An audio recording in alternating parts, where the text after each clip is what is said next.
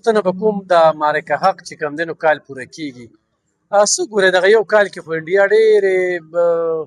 روزې او سترګې ووالې، څه یې حاصل کړل او خاینده داسې کوي څه خاله هرکړه؟ اعوذ بالله من الشیطان الرجیم بسم الله الرحمن الرحیم. ملګري یو خبره راته کوم، ملک خان شیخ پوسټ ته ډېره مهرباني، دا ډېره ښکلې خبره وکړه. حقیقت دا ده چې انډیا موږ سره کومه لوبه کوله، دا پاکستان یو کمزوري ملک دی او حالات دغه دي، نو راشه دوی به موږ ویرو. نو دوی داسې په موږ باندې هغه حملې هغه دغه شروع کړې، هغې وي نو دوی سره به دوی ویرېږي. الحمدلله یو خو موږ مسلمانان یو، بل دا زموږ ایمان دی چې دا خلک اخري پته به زمونږ وي او وي به موږ یو دوه درې څلور داسې جوابونه ورکړل چې هغې سره هغې په شا شو. دې کال کې ډېر داسې لکه هغه کله څه بانه او کله یو بانه او کله بله، خو خدای پاک ولې هغه طاقت ورنه کړو. مخکې مونږ تلالې لو ناستې راته دا ګورې دا په اسلام آباد کې چې دا کوم ایران او یا امریکا راځي، خو دا زمونږ عزت دی چې که نه، دا زمونږ هغه جذبه ده، زمونږ هغه دغه دی. بل مونږ به د آرمي چیف صاحب ډېره شکریه ادا کړو چې لکه یو دونه لوی مقام حاصل کړه چې د دوو ملکو په منځ کې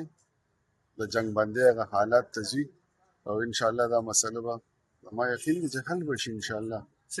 بیا افغان حکومت خو دوی هم ښه پیسې وخوړې که نه، نن دغه یو کال کې چې هغوی کومې پیسې خوړلي په کار کې د هغوی سره حساب کتاب وکړي، بار بار یې حملو کوشش وکړو. یاره یو خبره راته کوم، دا حقیقت دا دی چې لکه کله مونږ هغه د افغانستان سره هغه مسله راغله نو دوی پکې ډېرې ګوتې والې او دوی ول هغه خپل هغه دغه هم ورکړه، ایټم یې موله ورکړه او نورې پیسې مو ته شروع کړې، او دا هم چې دوی به د پاکستان باندې ورشي دوی سره. خو ما تاسو ته یو خبره وکړه چې هېڅکله نه چې کله دوی دا کار کې ناکامه کېږي به، دا زموږ ایمان دی چې دوی به ناکامه کېږي. که دوی سره هر څوک ودرېږي دوی به ناکامه کېږي، هم پاکستان له به خدای پاک پته ورکوي. نور انډیا تا ته معلومه ده چې دغه ملک دی، همدا حالات ټول عمر شیطانۍ کړې دی او ټولې مسلې ورته په خپل ګریوان کې ورپروزي. تاسو یو تاجر یې که نه، لاکډاون هم دی، سی ان جي پمپونه هم بند شوي دي. ګوره چې د وزیر اعلی رویه هم هغه شانتې ده چې د خپل بچت او شاخرچو کې کمې راوستي. ګورئ جي وزیر اعلی صاحب بل راوستلی و دغه ته مظفرآباد ته، زه دا وایم مجید یې هلته څه کوي؟ د نمایندګي خو دلته په صوبه کې ده. دا وزیر اعلی صاحب دا خو په دغه کورسۍ ناست دی، د ټول دغه کورسۍ لازمي ده، پکار چې دی دلته ناست دی دا صوبه چلوي، نو دی هلته څه کوي؟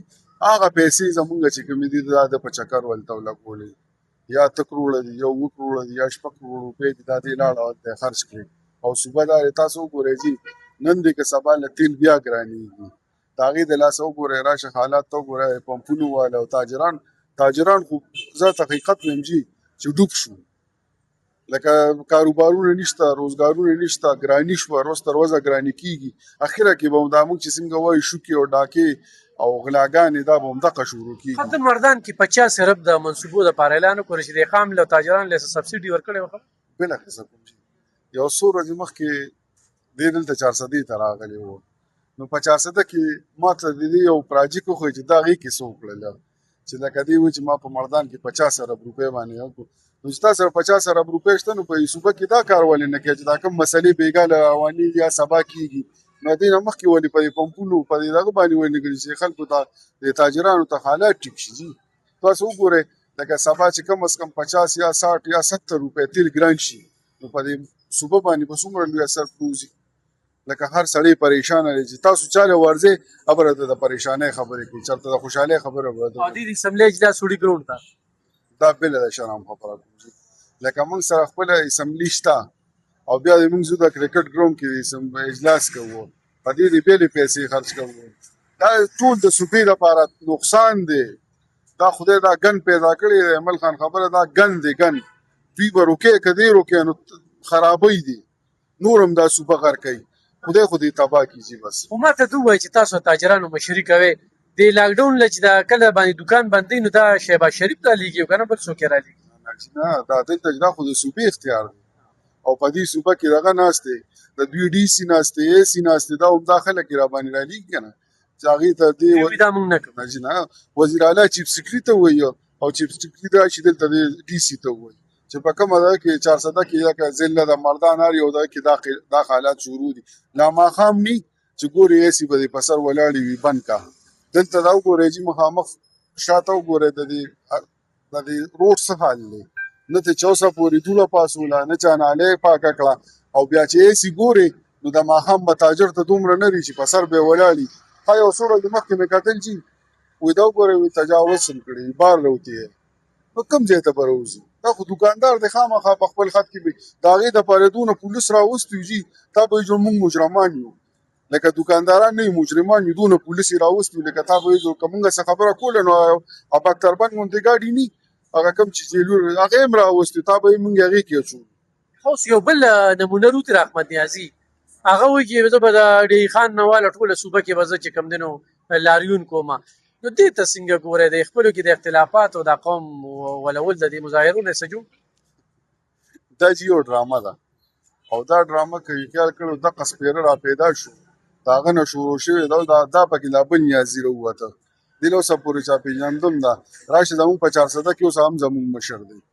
هغه هم دې پسې ګرځي کله یو سره ناستي او کله بل سره ناستي تاسو ځان تپوس کې دې پېژنئ دې څوک نیازي څوک دی جي لکه دا د کوم ځای نه راغلی